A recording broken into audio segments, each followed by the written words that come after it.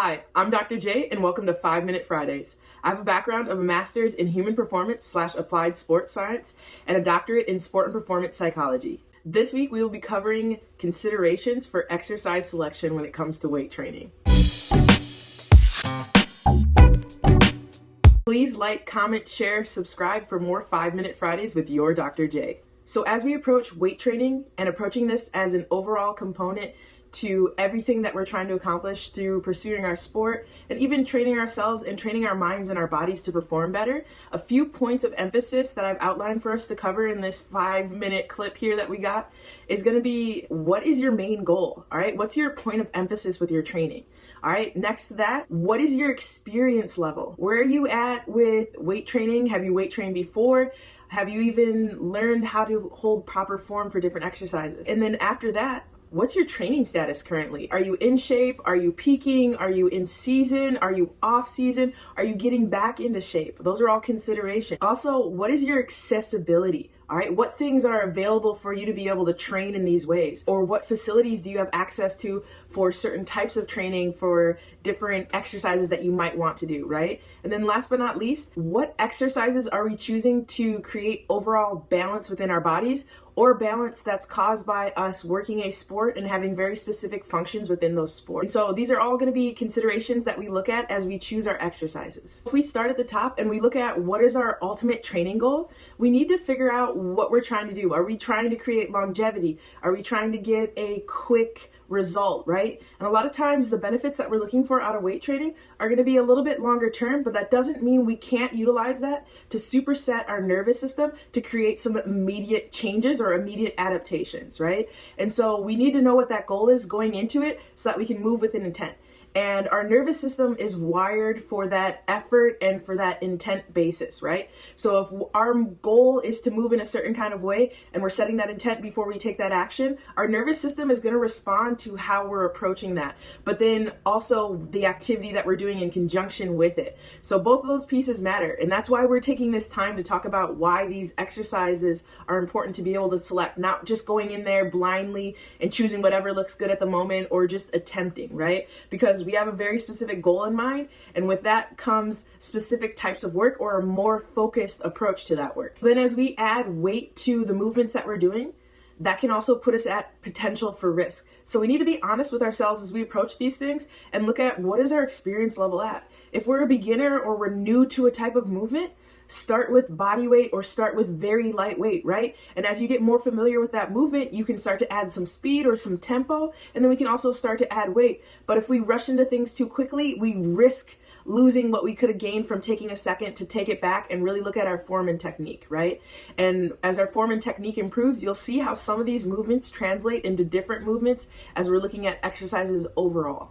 As we're looking at our experience level, another thing that comes into question is going to be, what is our training status? What are we able to handle, right? So our intent with adding this component of weight training is to make our bodies hardier and more resilient for more seasons, more competitive seasons, elongating your career, or even increasing the quality of your career within the time frame, right? And this career could be a piece of a greater picture. It could just be another component of a sport that you've added in that brings you benefit for other sports that are more interesting or of more value to you, right? And so as we consider that training status, that's an important component too, because if we're new to training and we're not quite as advanced with our ability to handle certain things, it might take us longer to recover. Or if we're more advanced, we might not have as much time to recover. So we might need to modify our sessions according to the time that we have to recover, the amount of energy that we have to expend for that, right? The amount of capacity that we can handle, and then even what level we're at as we're learning those things, because it does take mental energy and physical energy to learn things that are new to us. Another important consideration for us to look at is going to be, what is accessible to you, right? There's a lot of awesome training options. There are a lot of training opportunities that are incredible, but what is something that you can be consistent in? Because that's where we're going to get the benefits that are long lasting and effective for us to change and to find value in the work that we're doing through this, right? So if we don't have a lot to start with, or we don't quite have the access that we want, starting small and being creative might be one of the best tools that you have, right? Because You're going to look at movements that are going to be most impactful based around what you have available to you, versus like the shiny toy syndrome where you might get distracted just because something is available might not mean that it's the right time for you to do that movement within your training series or within your training intent, right? And so continue to use what you have right at your resources to figure out how to make this work.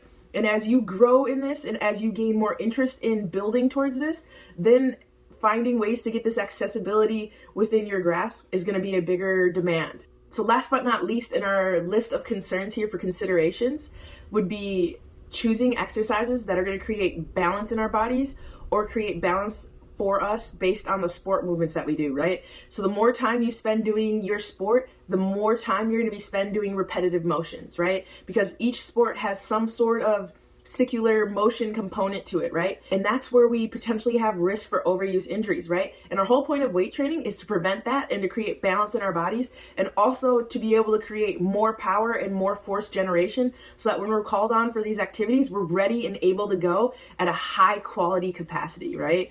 And being high quality is dangerous, and that's exactly what we want to be when we're performing our sports, right?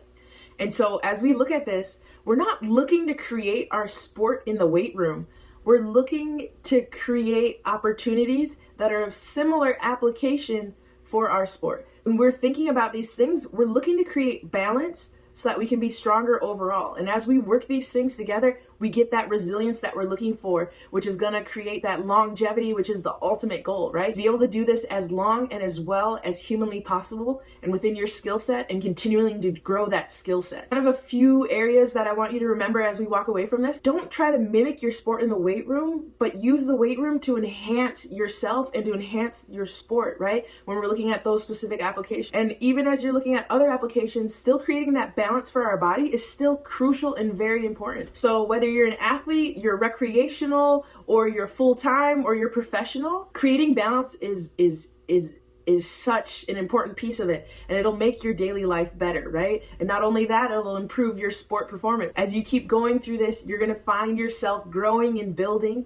and changing and evolving. So if you're interested in more specific applications of this, or how to even approach this, feel free to contact me. I'd love to answer any questions that you might have about exercise selection moving forward, and what things are important for you as you look at your training goals and what you have available to you as far as accessibility and your experience level and your training status. All right, I wish you the best of luck as you work to build yourself and as you work to continue to grow. Tune into our next 5-Minute Friday as we go over the test of performance strategies and talking about what that means for you as an athlete or you as an individual as you approach challenging and engaging situations. And as always, be refined by the grind.